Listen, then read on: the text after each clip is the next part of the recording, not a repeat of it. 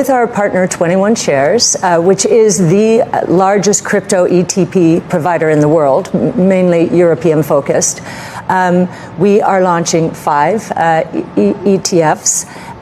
The strategies are going to be around Bitcoin futures, Ethereum futures, one will be Bitcoin futures and cash, one will be Bitcoin futures and Ethereum futures, and then the last one will be broader Bitcoin and companies exposed to digital assets, equities. How much of this is a dress rehearsal in your mind for a moment in which the SEC says, okay, cat's out of the bag, you can actually issue an ETF that's directly invested in Bitcoin? Well, it certainly is a dress rehearsal. We think there's a place. I think these strategies will be more probably institutionally focused, and I think the spot coin Bitcoin ETF will be perhaps more retail focused. Is that something you want to do eventually? A spot Bitcoin? Yes. Yes. What's interesting about it is if you look at the pecking order, our filing is next in line. According to the Chief Executive Officer of ARK Invest, the latest verdict by the Ripple court is a significant victory for cryptocurrency exchanges. In light of Ripple's partial victory over the Securities and Exchange Commission on July 13, Cathie Wood, who is the founder and CEO of ARK Investment Management, stated that she continues to have a strong outlook on Coinbase. In spite of the fact that she acknowledged that the decision did not go in Ripple's favor entirely, she praised the conclusion as being by and large very positive for crypto exchanges. Wood joins the ranks of other pundits in the cryptocurrency industry who have made similar arguments. She argues that the ruling which determined that XRP tokens sold to retail investors on cryptocurrency exchanges were not securities could establish a favorable precedent for Coinbase and Binance in their respective legal battles with the regulator, though Binance have partially given up to pay a certain huge amount. Despite the fact that the cryptocurrency exchange was hit with a lawsuit from the SEC in June and received a Wells warning in March, the share price never dropped to new lows, according to Wood, which indicates that the value of Coinbase stock is strong. 3 exchange-traded funds managed by Wood's ARK Investment made a profit on the recent surge in the cryptocurrency exchange by selling a total of 248,838 shares on July 17. These shares were valued at $26.03 million at the time of the sale. On July 11, the ARK Innovation Exchange Traded Fund sold another $12 million worth of Coinbase stock. These sales took place 6 days after that. The price of a share of Coinbase began trading at just $33.60 in 2023.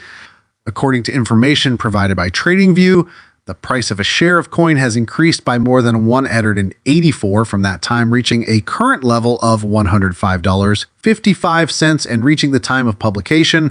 In response to remarks made by Jay Clayton, who is a former chair of the Securities and Exchange Commission, criticizing the current condition of cryptocurrency regulation, Brad Garlinghouse expressed his disbelief. I am very sympathetic to the entrepreneurs who wanted to reach out to the public to raise capital.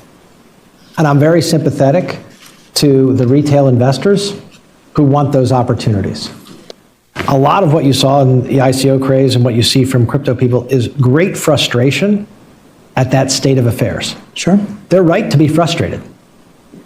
We should be looking at making it easier to raise capital for smaller and medium-sized companies, and making it easier for non-accredited investors or even accredited investors to participate in those opportunities. Would love to hear about how you think about the appropriate way to regulate cryptocurrency, digital assets, which you've already touched on, and some of the trade-offs which you consider.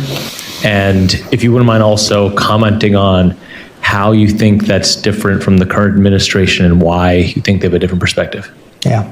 So I think the appropriate way to regulate crypto is to recognize that it's a technology, not a product. It's a different technology for, in almost all cases, delivering a product that we already know in sometimes a more efficient way. Look, I don't know whether it's going to be worth a little or a lot, but I am at the point where I think the market can decide. There's enough, what I would say is efficacy in trading and the like, where we can get to that point. But in terms of regulating crypto, I've sort of been, it's a technology. I think the classification issues about whether a product is a security or a commodity are overblown. I think most of those decisions are pretty easy. To the extent that we are going to continue to wrestle with those classification decisions, I say get on with it. Let's have regulated platforms where you can put either, waiting until those classification decisions get decided. The chief executive officer of Ripple, Brad Garlinghouse, has provided his response to the opinion expressed by Jay Clayton, the former chair of the Securities and Exchange Commission, regarding the current state of cryptocurrency regulation in the United States. Clayton voiced his sympathies for crypto entrepreneurs that are having problems raising funding during a recent session that was organized by the Council on Foreign Relations. I have a great deal of compassion for the business owners who wish to solicit investors by reaching out to the general population. In addition, I have a great deal of compassion for the retail investors who are looking for chances like those, Clayton remarked. A former chair of the Securities and Exchange Commission has asked regulators in the United States to adopt crypto regulations that are friendly and might make it simpler for crypto businesses to raise funding. After acknowledging that digital assets are not things, but rather technology, Clayton believes that the proper way to govern cryptocurrencies is to first acknowledge this fact. In addition, the former head of the Securities and Exchange Commission stated that the discussion regarding whether a cryptocurrency asset ought to be categorized as a security or a commodity is exaggerated. According to his observation, the majority of those decisions concerning whether a cryptocurrency is a security or a commodity are pretty easy. The comments made by Clayton elicited emotional responses from crypto aficionados, including Garlinghouse, as was to be expected. As a response, the CEO of Ripple stated that he was in disbelief after hearing Clayton's new stance regarding the regulation of cryptocurrencies.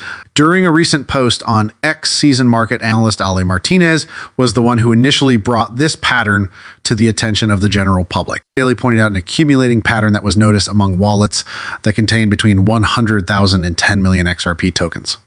He described this pattern by citing data from the analytics resource Sentiment.